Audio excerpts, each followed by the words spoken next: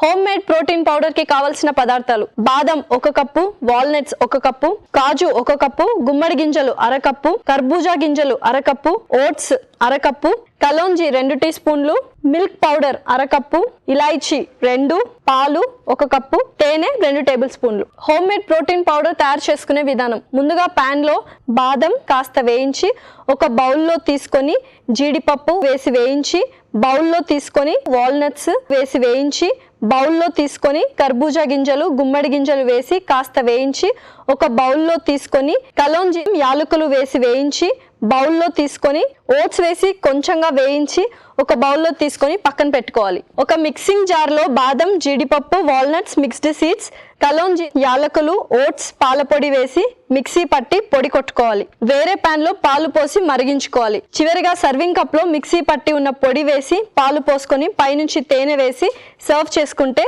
Home made protein powder ready.